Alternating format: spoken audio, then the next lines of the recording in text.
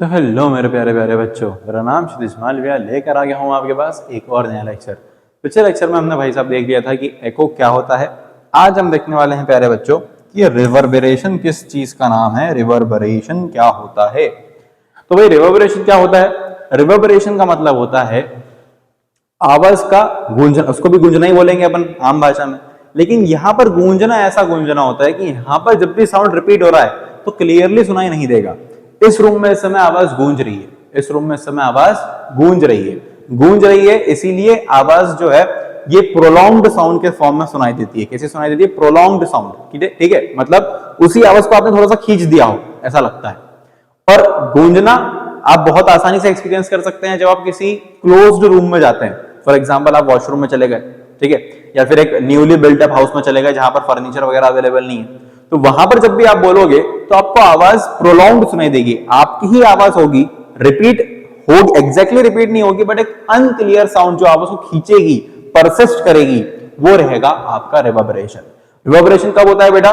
जब sound bar बार reflect होता है, किसी मल्टीपल रिफ्लेक्शंस के थ्रू जाता है, जब किसी भी हॉल के अंदर, रूम के अंदर साउंड बार बार रिफ्लेक्ट होता है सीलिंग से, वॉल से, तब क्रिएट होता है रिवर्बरेशन।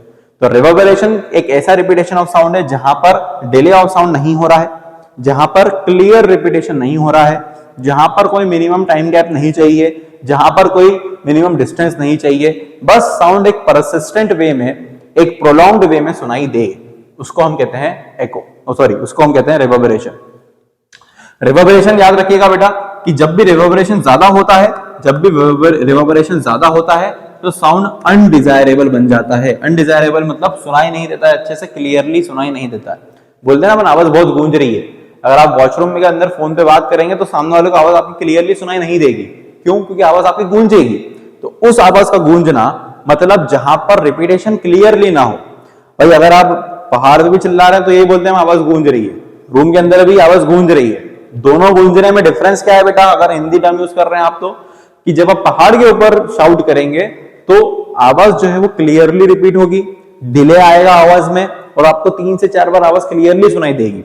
बट रूम के अंदर क्या होगा, कोई डिले नहीं मिलेगा, रिपीटेशन क्लियर नहीं होगा और 3 से 4 बार भी आवाज सुनाई नहीं देने वाली। ठीक है, दोनों में डिफरेंस समझ रहे हो? रिवर्बरेशन किसी भी क्लोज स्पेस में होता है जहां पर आवाज परसिस्टेंट सुनाई देती है, परसिस्टेंटली बार बार एक प्रोलॉन्ग्ड साउंड सुनाई दे, उसको हम कहेंगे रिवर्बरेशन। रिवर्बरेशन की खासियत ये होती है कि बार बार जब साउंड रिफ्लेक्ट होता है तब सुनाई देता है। और ऑडिटोरियम्स के अंदर, थिएटर्स के अंदर, पॉडकास्ट रूम्स के अंदर, स्टूडियोज के अंदर इसी रिवर्बरेशन को कम करने के लिए हम साउंड एब्जॉर्बिंग मटेरियल लगाते हैं, जिसके वजह से रिवर्बरेशन कम हो जाता है। और रिवर्बरेशन जब कम होगा तो आवाज गूंजेगी नहीं, एक सिंगल टोन में आवाज सुनाई देगी। याद रखिएगा, रिवर्बरेशन के अंदर साउंड देखो बार बार ऐसे रिपीट हो रहा है, लेकिन एको के अंदर साउंड जाएगा और आएगा, साउंड जाएगा और आएगा। एको में डिले होगा, रिवर्बरेशन में डिले नहीं होगा। आई बात समझ में? क्या होता है रिवर्बरेशन? क्लियर हुआ? देखते हैं दोनों ही साउंड वेव्स के अंदर डिफरेंस क्या है, एको और रिवर्बरेशन में डिफरेंस क्या है। रिवर्बरेशन में रिपीटेशन ऑफ साउंड क्लियर नहीं होगा, एको में क्लियर होगा। रिवर्बरेशन के अंदर टाइम गैप 0.1 सेकंड से कम रहेगा, लेकिन एको अगर आप बना रहे हैं तो टाइम गैप 0.1 सेकंड कम से कम या फिर उससे ज्यादा होगा। डिस्टेंस रिक्वायरमेंट एको में 17.2 मीटर की होती है और डिस्टेंस रिक्वायरमेंट हमारे रिवर्बरेशन में नहीं होती, क्लोज रूम्स के अंदर भी हो जाता है। परसेप्शन के अंदर अगर अपन देखें तो हमको एको के अंदर क्लियर आवाज सुनाई देता है, ऐसा लगता है 2-3 बार आवाज रिपीट हो रही है क्लियरली, क्षितिज क्षितिज क्षितिज क्षितिज, बस उसकी वॉल्यूम कम होती जाएगी। लेकिन रिवर्बरेशन के अंदर ऐसा कोई हमको सेकेंड वॉइस का परसिस्टेंस, वो सेकेंड वॉइस का कोई क्या कहते हैं, एविडेंस नहीं मिलता है। बस हमको उसी सेम वॉइस के अंदर प्रोलॉन्ग्ड वॉइस सुनाई देती है, ऐसा लगता है उसकी आवाज को किसी ने खींच दिया हो लंबा। इसको हम कहते हैं रिवर्बरेशन। ठीक है, अगर आप एक वॉशरूम में हो तो आपको जो आवाज गूंजता हुआ फील हो रहा है वो रिवर्बरेशन है। अगर आप पहाड़ के ऊपर हो तो जो आवाज गूंज रही है वो एको है। आई बात समझ में? अब देखते हैं भाई इसके एप्लीकेशंस क्या होते हैं। तो म्यूजिक हॉल्स और ऑडिटोरियम्स के अंदर हम रिवर्बरेशन को कम करने के लिए क्या लगाते हैं बेटा? एब्जॉर्बिंग मटेरियल्स, या फिर कंट्रोल रिवर्बरेशन करते हैं उतना ही जितना हमको चाहिए। रिकॉर्डिंग स्टूडियोज के अंदर भी रिवर्बरेशन को कम करने के लिए एब्जॉर्बिंग मटेरियल लगाए जाते हैं।